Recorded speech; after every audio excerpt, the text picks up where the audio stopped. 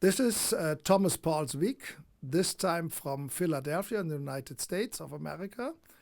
I'm here in Westminster Theological Seminary, founded in 1928, one of the lighthouses of Reformed theology. At the same time, they're doing services to all of the churches in their immense academic research. For example, I admire that at some point the Old Testament in its original, the Hebrew text of the Old Testament, as all the churches use it, had to put into a digital version. And it was Westminster Theological Seminary that made that possible. And so every theologian in the world uses this nowadays, not knowing that Westminster Theological Seminary is behind it. And by the way, evangelical churches are always happy if they can give a gift to other churches.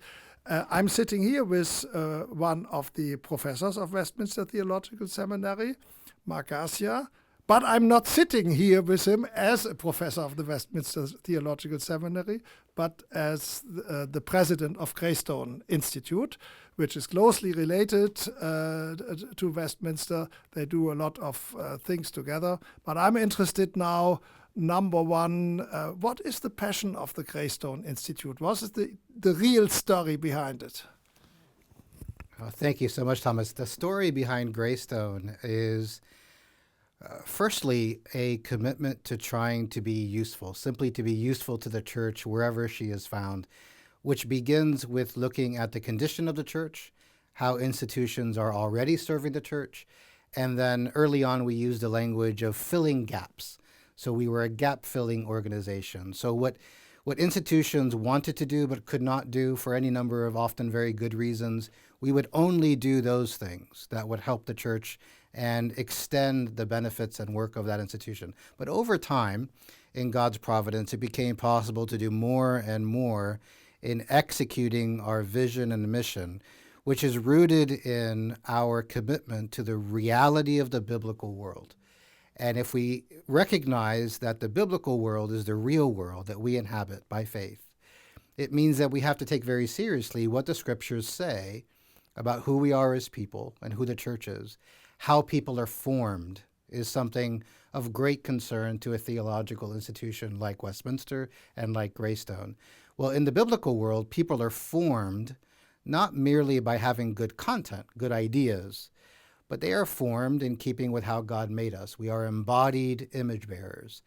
And so the patterns and rhythms of communal life, the congregations you belong to, the ministry of word and sacrament, the relationships and friendships we enjoy, the fact that we are growing over time from becoming from children to becoming adults and then older adults, these contexts of our lives in God's providence are part of the story of how we are formed.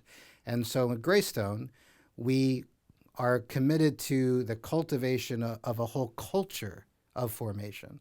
So we not only convey rigorous content, theological content, data, information, but our days start and end with morning and evening prayers. They include feasting, meal times together, conversation times, fellowship, times of labor and of service to those in the community, times of dedicated mentorship most of all, where we learn from those who have experienced things before us, as well as the content, but as part of a whole picture of how God forms his people. So this is why Greystone does what it does. We have mentorship context in what we call learning communities, where people receive content in Old and New Testaments, theology, ethics, systematic theology, apologetics, but not as mere data, but in an overall context where people are formed in the rhythms and habits of a faithful Christian life and community. Okay, if I would be a church leader out there anywhere in the world, and I would be thinking about young brilliant leader I have in my church, and I want him to get more theological training, to be formed to become a future leader of the church. What for me as the church leader is in it to connect him to Greystone. What would be special thing you have to offer in light of the fact that there are thousands of institutions worldwide that would run for my guy. I want to be trained. That's a great question. So our approach is different from a conventional approach in that a conventional approach will be asking, what can we do for that young student? What can we do for that person directly? What content can we give them? What resources can we give them? And of course, that's a main interest we have as well. But with this difference, we are also focused on you as his mentor, you as his church leader. How can we help you be what God has called you to be in his providence as a resource of wisdom and formation for him? So what we do is we provide support, resources, connections, and a framework where not only is he trained and educated, but you are supported and you are trained to be a mentor for him.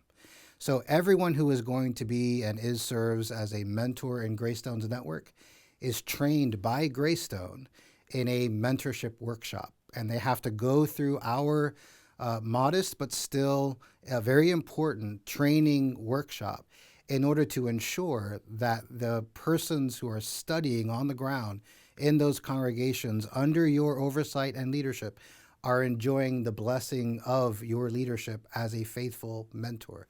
It means that on the one hand, you as the mentor do not bear the burden of having to be the expert in theology, ethics, biblical studies, because we are providing the taught content. We're providing the rigorous curriculum.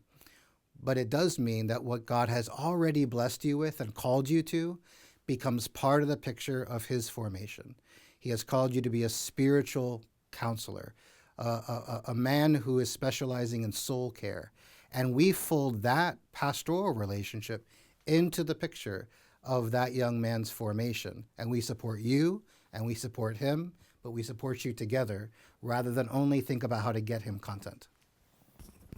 Okay, I can see this as being very relevant if the guy comes back, because he will not. I experience this, that people come back and they come from an institution and come with totally new ideas and plans, Yes.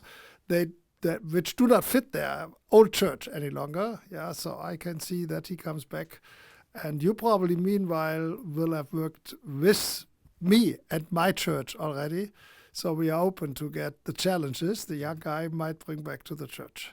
So thank you very much, my friends. Check out Greystone Institute and please pray. Pray for Professor Garcia as the president. Pray for all the people involved that they have wisdom how to expand the program. They just start a new program for future Anglican ministers, specifically designed for people from Anglican background here in the US. And also pray for the students.